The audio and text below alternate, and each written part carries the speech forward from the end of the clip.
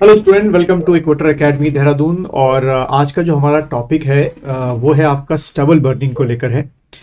जैसे कि हम सब जानते हैं कि हमारे पूरे नॉर्थ इंडिया में, चाहे वो आपका क्या हो, पंजाब हो, हरियाणा हो, आपका दिल्ली एनसीआर का जो रूरल का एरिया हो, एमपी का एरिया हो, झारखंड, छत्तीसगढ़, वहाँ पर क्या होता है कि स्टबल बर्निंग जो होती है बहुत बड़े आपके क्वांटिटी में की जाती है। ठीक है।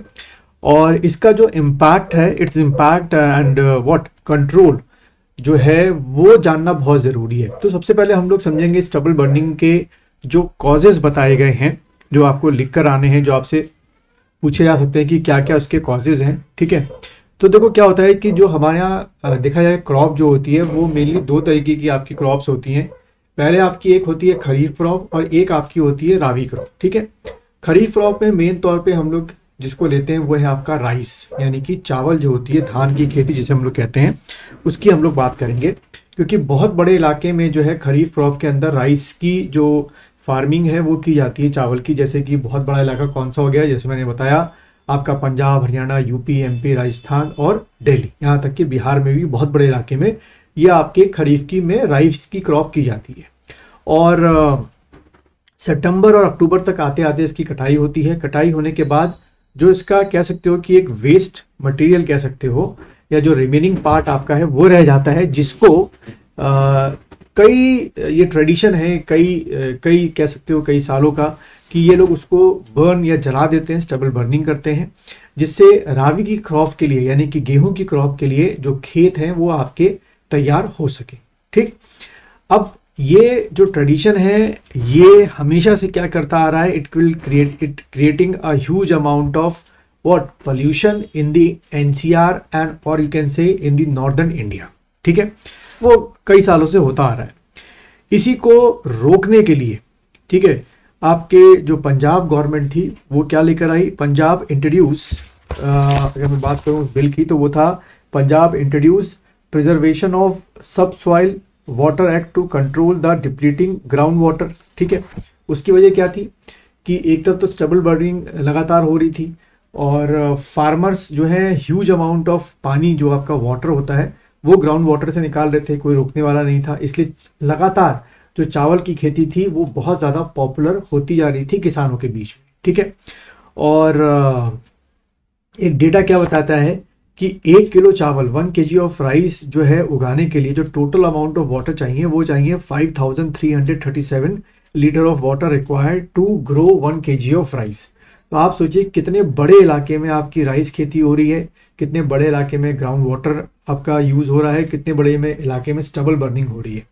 तो इस चीज़ को रोकने के लिए, कि कह सकते हो कि डिस्करेज करने के लिए कि भाई राइस की थोड़ी थोड़ी कम हो, फार्मर्स जो अल्टरनेटिव आपके क्रॉप्स है उनकी तरफ थोड़ा सा ज़्यादा आपके जाएं, तो पंजाब सरकार ने ये आपका जो एक्ट था introduce preservation of sub soil water act को क्या कर दिया, इम्प्लीमेंट कर दिया कि ग्राउंड वाटर का जो यूज़ है वो कम से कम किया जाए, तो अपने आप फार्मर जो है किसी और खेती की तरफ जाएंगे। बट ऐसा हुआ नहीं।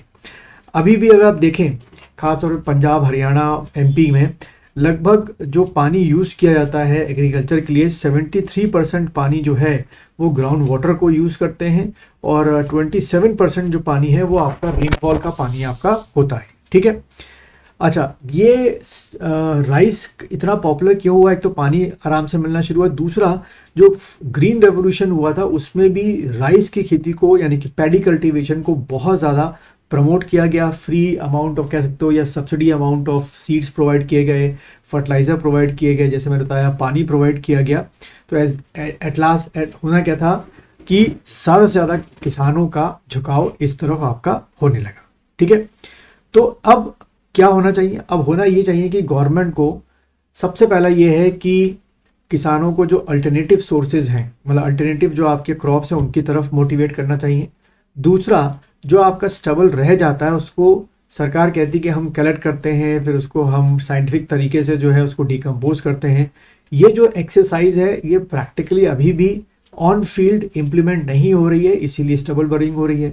देखा गया है कि सुप्रीम कोर्ट के आदेश आने के बाद भी, सैटेलाइट से क्या करने के बाद, विज़न करने के बाद भी देखा गया अक्टूबर के एंड में कई जगह पंजाब, हरियाणा में आग के जो पैचेस हैं, जो फायर के पैचेस देखे गए हैं, क्योंकि बहुत रिमोट एरिया में है, वहाँ पे फोर्सेस का पहुँचना, और जो वहाँ के लोकल आपके पटवारी होते हैं वो भी उसको रोक नहीं पाते हैं।